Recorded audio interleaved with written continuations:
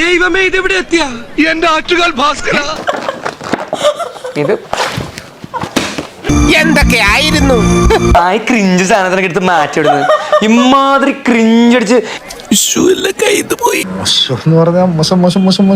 മോശം അഭിപ്രായം. Big boss തുണികൾ തരുന്നില്ല, ബിഗ് ബോസ് ഷൂസ് തന്നില്ല, ചപ്പൽ തന്നില്ല. ഈ സാധനത്തിനൊക്കെ എങ്ങനെ വിട്ടുപോത്ത്? എപ്പോ ഞാൻ കിടന്ന് ഇങ്ങനെ ഉറങ്ങി എണീച്ചാലും ഞാൻ കണ്ണ് തുറന്ന ആ പ്ലാച്ചിങ്ങനെ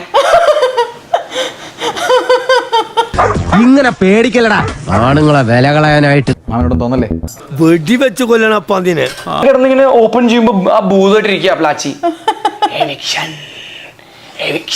കുറച്ചുകൂടെ മാന്യതയോടെ സംസാരിക്കണം. ഞാനൊരു സെലിബ്രിറ്റിയാണ്, അത് ഓർമ്മ വേണം.